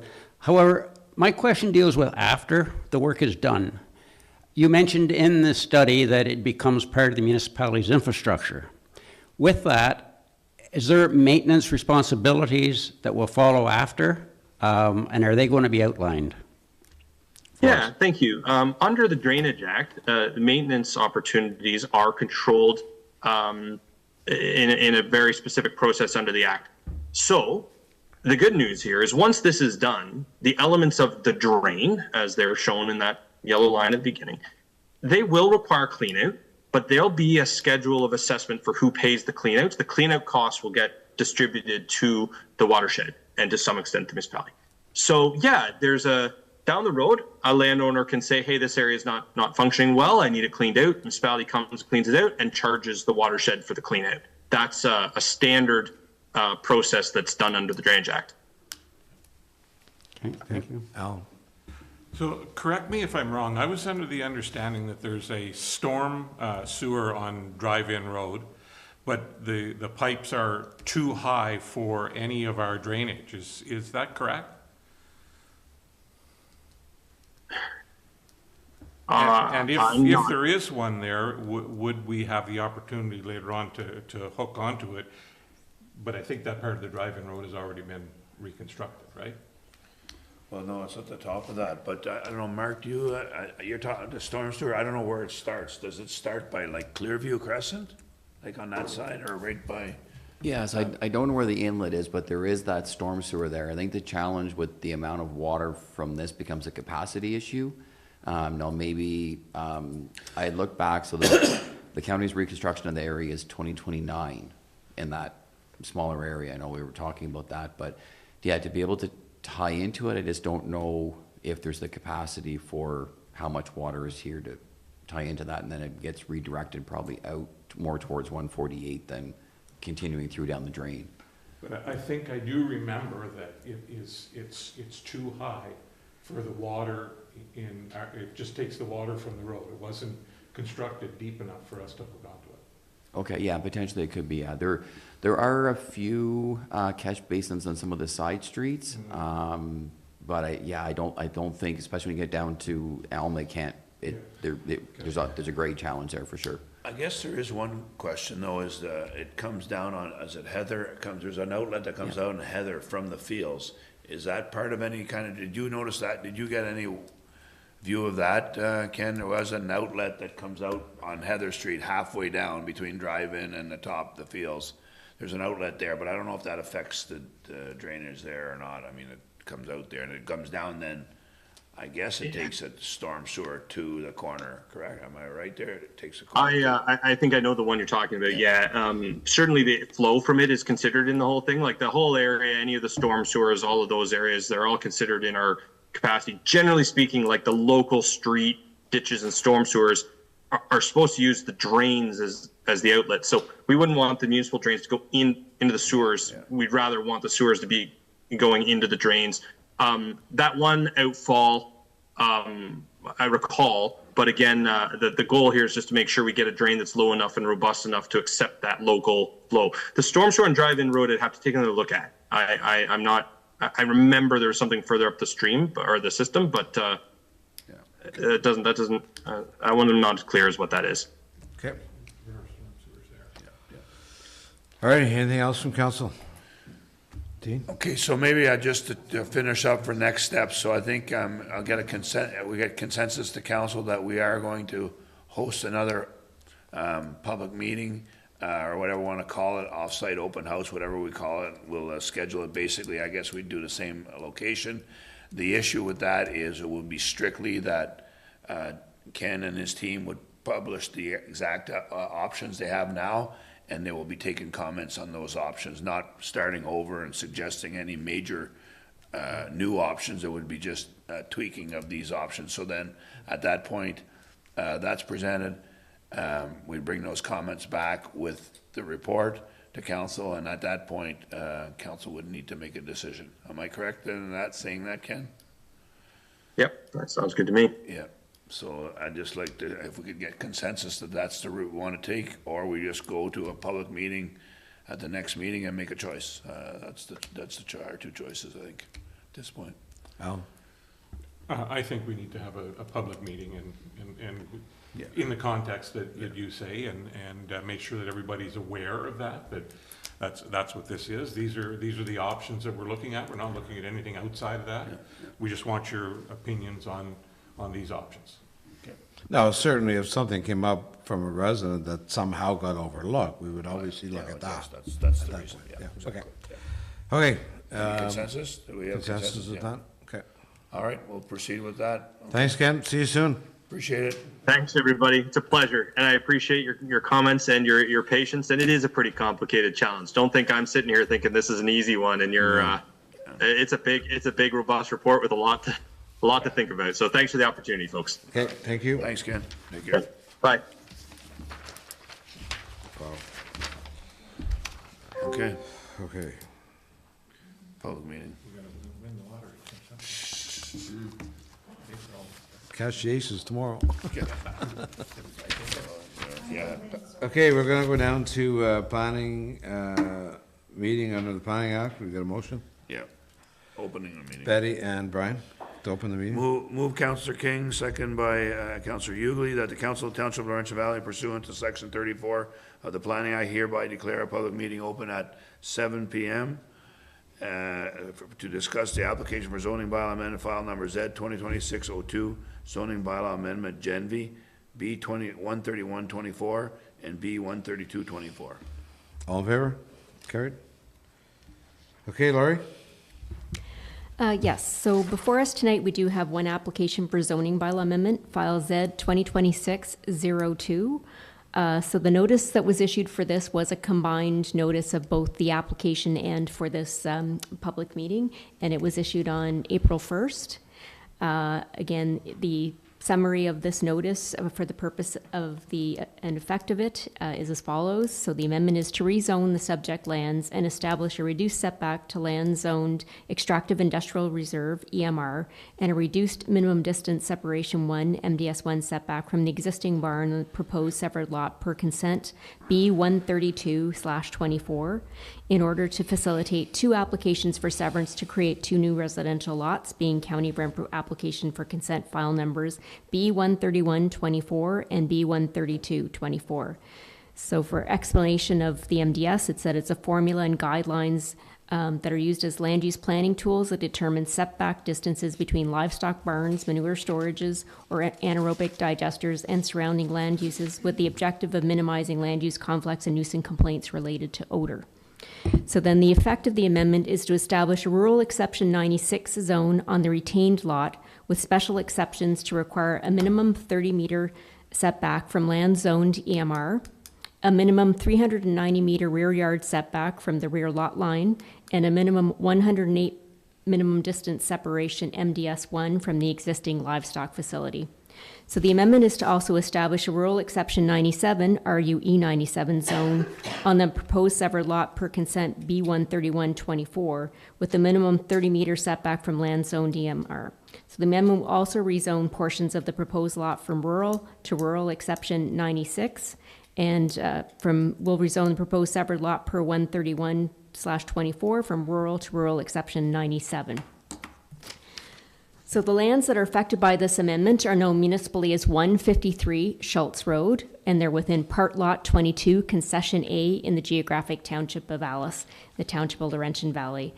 Again, there is an air photo map being shown that shows the location of the properties and the two severed and the retained lot.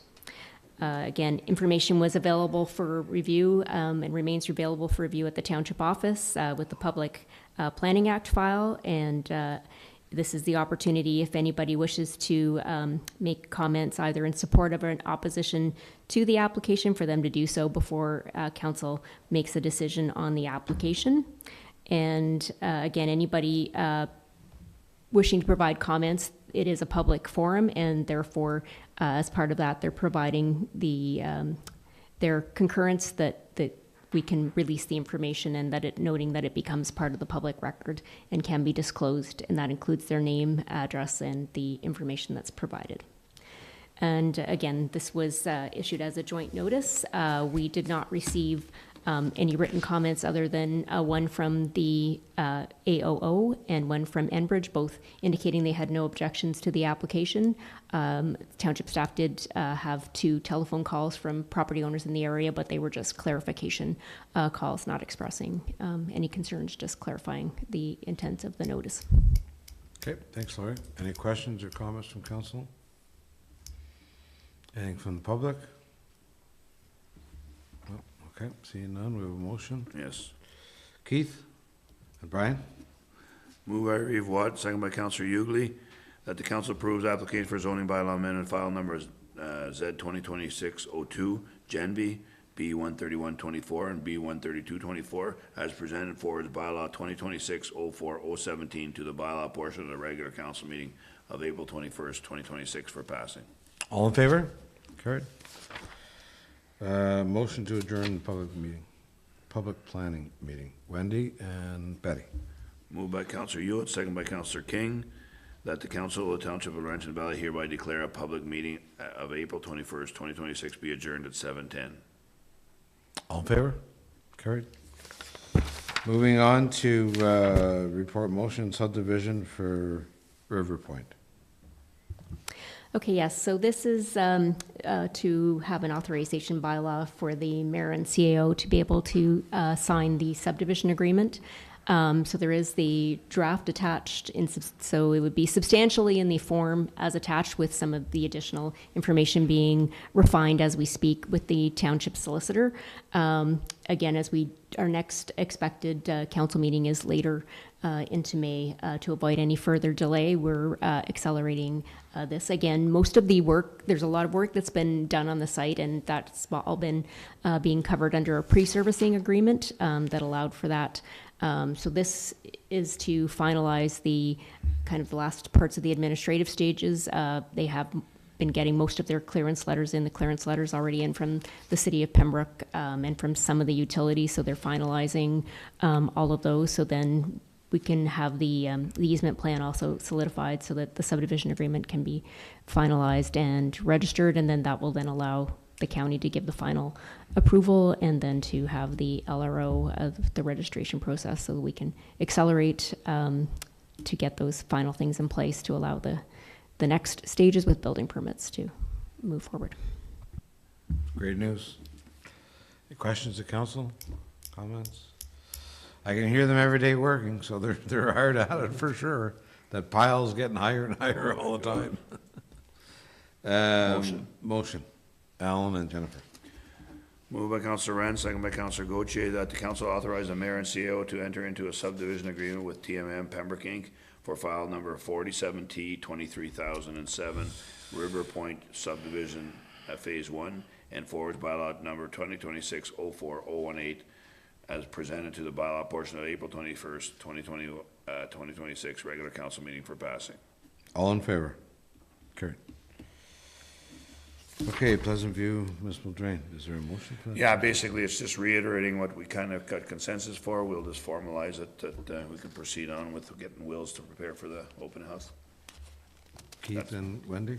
I mean, unless anybody has any questions of Brett's report that was in there, but it's pretty self-explanatory. Okay, sorry, so Keith.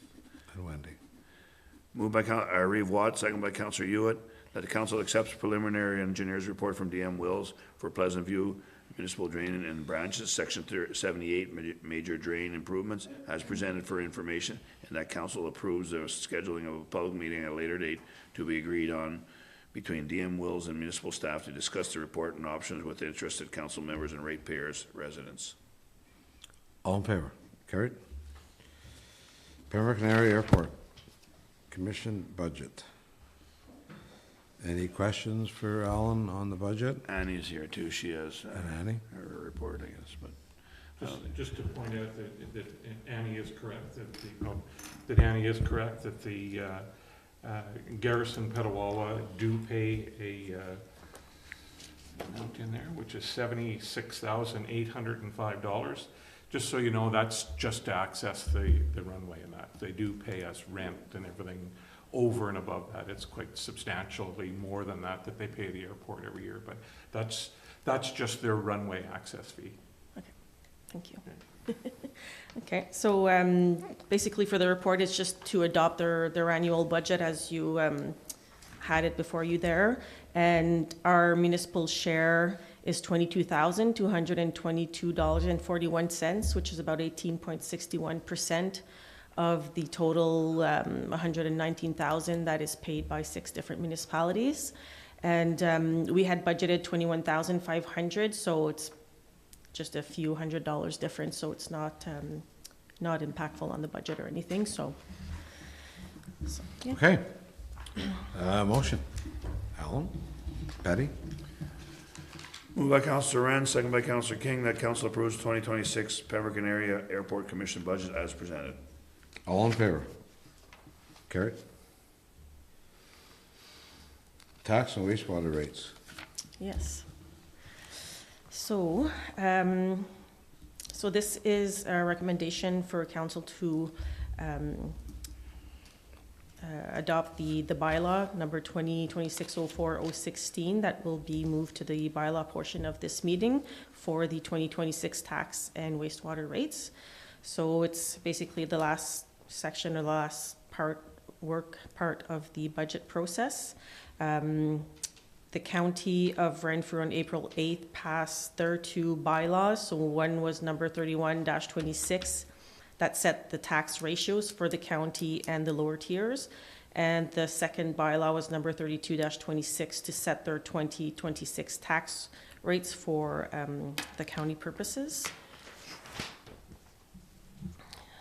So for 2026 in the municipal budget, the requirement for the levy is $7,886,155. That is primarily covered by the residential properties at 76%, and the rest is split out between the other classes. Again, we are still in the period of assessment freeze, so there's no the assessment is still unchanged for 2026 unless there's been additions or new constructions or renovations. So we've seen growth of 1.06% in our weighted assessment, which represents about $82,917 that would have been funded by existing users had we not had the growth. As for wastewater, the 2026 levy is $845,800. And again, it's the residential property class that is responsible for 76%, and the rest is commercial properties. To set the tax rates, we need the ratios, which I mentioned. The county passed their bylaw, which you have attached in the document. It has all the list of the ratios that are used to calculate the weighted assessments and then the rates. And then once again, this year at the tax policy working group, there was discussion on the implementation of the small scale on farm business subclass, which I know was discussed last year as well. So the county did make the decision to add the new subclass, and so therefore we have new rates for those classes, which entitle certain properties to a potential rebate of 75% on their first $100,000 of assessment. So the impact on our residential ratepayers of Laurentian Valley is very, very minimal, almost non-noticeable. For a median assessed home, they're looking at about 20 cents extra on their tax bill. So it's beneficial for maybe 1 or 2 properties and without pretty much no effect to the other ratepayers. So there's a couple of graphics that are in here in tables. One you can see for per $100,000 of assessment, what the increase has been since 2023 for municipal, county, and education rates, and the overall increase between 2025 and 2026. So for total, we're looking at $63.51. That's per $100,000 of assessment, or a 5.68% increase. For the wastewater rate, we're looking at 13%, which is about $49 per 100,000 of assessment. Then you have a graphic that shows, again, from 2023 to 2026, the difference between if you're paying for people who paid just the taxes, then the ones who pay tax and water, and then if you have tax, water, and wastewater, just shows different numbers there. And the pie chart that we show as well with the how the taxes are shared amongst the township at 35.8%. So all the taxes we collect, that's what stays here. The county gets 36.3%. Education taxes is 19.4%, and then 8.4% goes to the policing costs. So you have the bylaw that is attached, as well as the tables with all the rates for the regular rates and the sewer rates. So if you have any questions. Seeing none, got mover and seconder, Jennifer and Brian. Moved by Councillor Gauthier, second by Councillor Ugly, that the Council of the Township of Laurentian Valley approve the 2026 tax and wastewater rates as presented for its bylaw 2026-04016, as presented to the bylaw portion of April 21st, 2026 regular council meeting for passing. All in favor? Carried. Okay, next item is meeting change. Yeah, just an effort of, because of attendance and lack of actual items, we've decided to proceed with canceling the May 5th, sorry, regular council and committee meeting. And also, because of the urgency of trying to get a rehabilitation update, we've scheduled a special council meeting on Tuesday, April 28th, which is next week, on Tuesday at 12 noon, in order to receive the 148 rehabilitation update. There may be one other issue on that coming up, but at this point, the MTO will be here to present the schedule update and on the contract and the work that's started already on rehabilitation. So just felt that there was needed to happen to get that update, so council's aware of that. So hopefully everybody, I know some of you have answered me, I haven't got all, but if you cannot attend at this point, then just let us know that you are sending your regrets, and we'll mark that on the calendar. Yeah. Could you just repeat the actual change there again for me? The actual change, we're canceling May 5th. So the next council meeting, the next council and committee meeting, we are canceling. Okay. And going back to the 19th then, which is normal. And then the meeting, the actual special council meeting we've set up is next Tuesday at noon, April 28th. Thank you. Okay. So I'll take a motion to that effect, please. Wendy and Betty? Moved by Councillor Hewitt, second by Councillor King, that the council agree to cancel council and committee meeting slated for May 5th, 2026, and that council agree to schedule a special council meeting on April 28th, 2026 at 12 noon in order to receive a Highway 148 rehabilitation update. All in favor? Carried. Information items, Rutherford County District School Board. I received this letter from the board regarding trustee representatives. I know in the bigger centers, they're trying to dissolve the trustee representative in some areas in the bigger cities. So we received this letter, and I'm looking for support that we send a letter of support to the Minister of Education to keep our local trustees going. I think it's really important that we have trustees in our area for liaison between parents and the school board. So I'm just looking for support that we can send a letter off. Alan? Motion.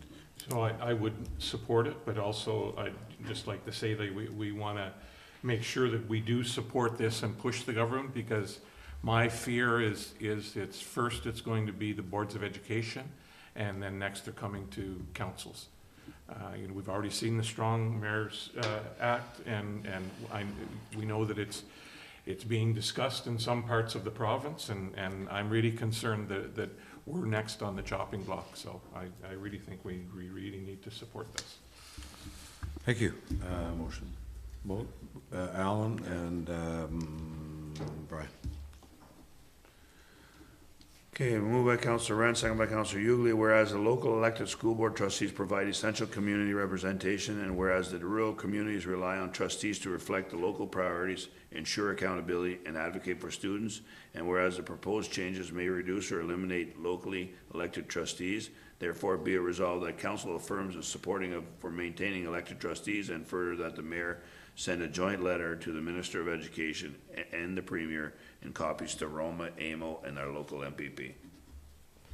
Could we also send a copy to the school board as well?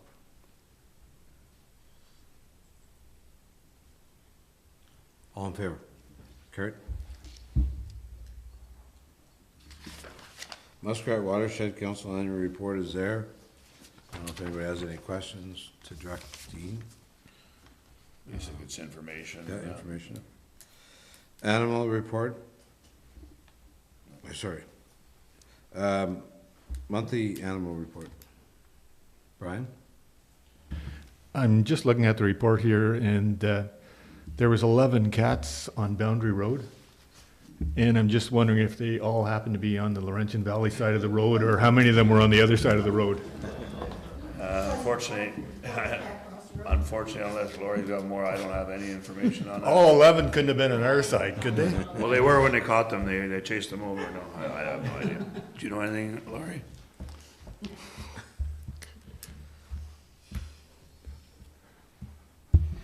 As part of the process of receiving these reports, we do clarify, going through all the roads, whether or not they've been on Laurentian Valleys, because there's a lot of bordering roads as well with other municipalities. So we do kind of have that conversation in the background too. So unfortunately, yes, they are. There you go. Could ask the question. Any other questions, comments on the report? Okay, seeing none. Ottawa Valley Historical Society, that's a letter of thank you, Yeah. right? Okay. For information as well, we asked for it, we got it, the County Renfrew bylaw reports for January, February, and March. It's there in front of you. I did a quick study, and it looked like they spend like 100 hours a month, and probably 5 to 10 in Laurentian Valley, if you kind of read the reports. Jennifer. Do they do them in April? And if not, why? Because the amount of dirt bikes and four-wheelers that are going by my house is insane, and they're not even allowed to be out there till May 1st. So you get on the phone with the police and well, they're gone, right? So would that be something that they would do? I can check into that. I don't have the information right now. Okay. I know by reading the reports, they stop skidoos in the wintertime looking for plates and whatever permits, so I would assume they would do the same thing if they were to catch them, but I don't even know if they're out there right now because there's no skidooing and there's no, now that's not stopping dirt bikes and being out there, so might be a question. Further to this report, Dean confirmed that Taylor is coming on the 19th of May from the county. Correct. Mm-hmm. And the OPP are coming on the 19th of May. Coincidental, they're both coming to the same meeting, but we did ask for Taylor to come and give us an update on the trail. And I spoke to Sarah, who is our new OPP representative, and had a conversation with her regarding fines, etc., on the Algonquin Trail, and she will be getting us a report. And she's going to come and introduce herself on the 19th of May as well. So I just thought let Councilor Allen. I think I brought this up in the past, but would it be prudent to ask the OPP to do some specialized enforcement on the trail where they hide so that the people don't know they're there, and step out on the trail and stop these people and lay some charges? I think that's the issue. We look with all of these reports on the trail and there's speeding and everything else. There's no charges laid because they can't really lay a charge, right? So we need to get the OPP to lay some charges and not get out into the public that the OPP are on the trail and actively laying charges, not slapping somebody on the wrist. If they're speeding, charge them. If they're trespassing at this time of year, charge them. And that needs to get out into the public that is happening, and that will curtail a lot of it. That's one of the reasons why I asked the OPP to give us, if they could, in certain area, how many charges there has been, because you do hear all the time, well, nobody ever gets charged. Yeah. So that's why I asked Sarah to see if she could give us a report on that. So I may get that before council meeting, and we will pass it around. The other issue seems to be that anytime there was an issue with somebody, all they did was run.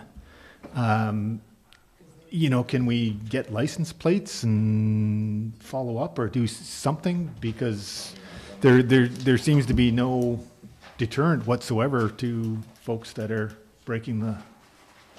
Well, that's certainly comments that need to be directed to Taylor and to Sarah at our meeting next month. Yeah. Betty? To follow up on what Alan was saying, I was speaking to a resident that lives nearby one of the trail, and that was their main thing, is to put some teeth into the enforcement, that once you start getting some enforcement where people are actually suffering consequences for being there, it's going to get out and it will stop. But right now, there's no consequence for anybody to not follow the law. So. And certainly this time of year, there's a lot of dirt bikes and bikes on the trail. Patty? Well, just as to follow up to that, when I was speaking with this resident, I was coming back and coming up drive-in road and met a dirt bike and a four-wheeler. I turned around, neither one of them were plated, went all the way up drive-in road, crossed at the lights at the intersection on Highway 17, down Burns Drive and onto the trail. So they're very blatant about it. They're not really hiding at all. It's very unfortunate, and since the trail is open 4 or 5 years ago, we're in the same boat as we were when it first opened. The OPP can't catch them. The trail committee can't charge them. I don't know what the solution is, and maybe after talking to our different folks here, that maybe something new will come up. Keith? I just suggest that everybody write down your own questions for when Taylor does come to our meeting. And I know from previous discussions that, yes, what you're describing is there, but they can't charge anybody for speeding because they can't actually prove the speeding offense. So they have talked about getting radar guns and et cetera. When are they going to get it? It's that type of thing that I think the information you do need to ask. Okay.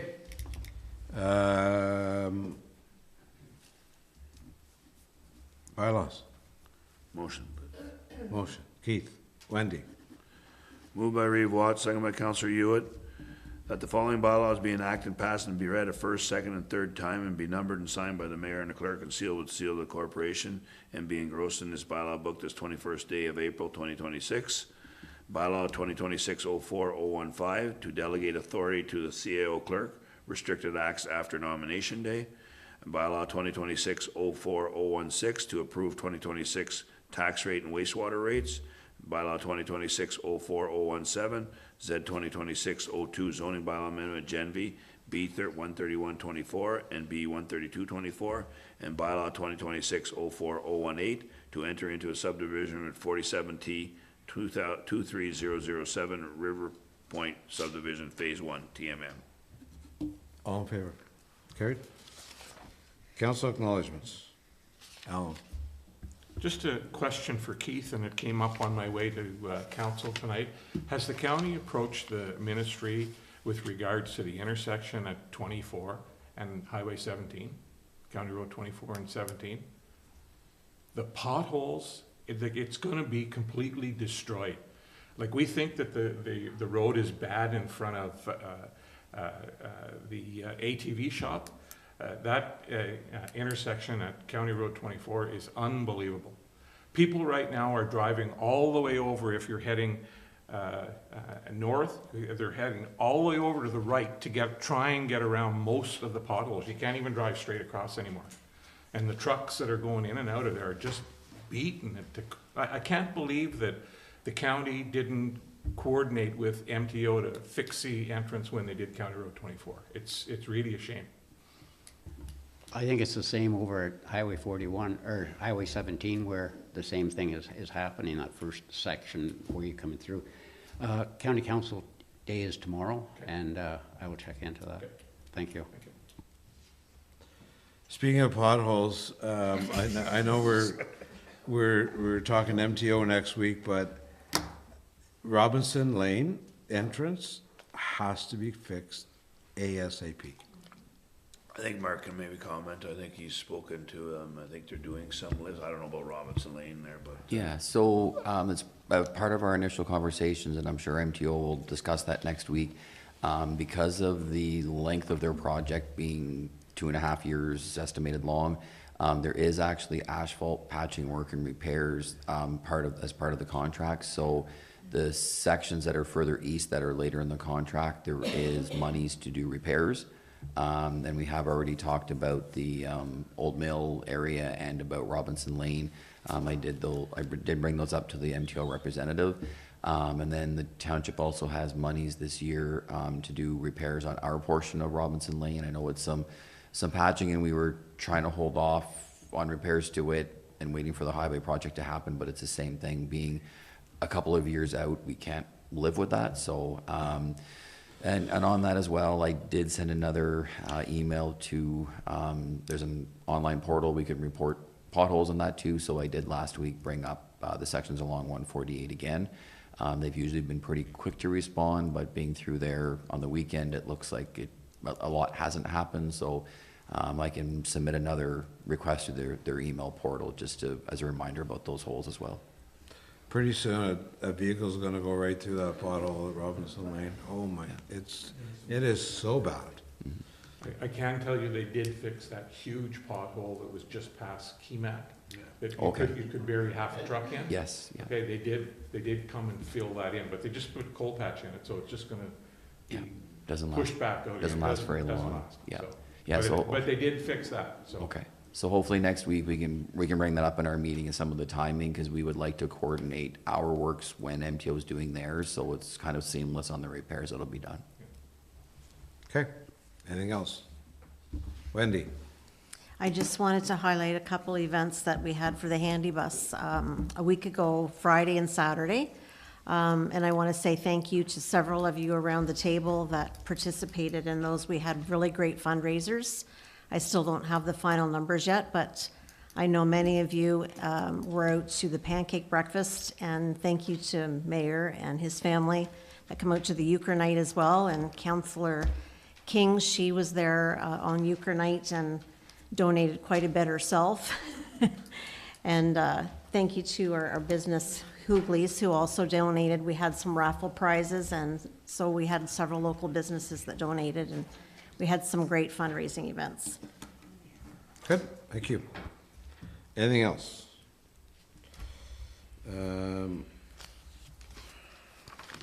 If not, note and file. Brian and Alan? Moved by Councillor Ugly, second by Councillor Wren, that any item not specifically addressed by motion of council in the regular council meeting of April 21st, 2026 be noted and filed accordingly. All in favor? Confirmatory bylaw? Betty and Jennifer?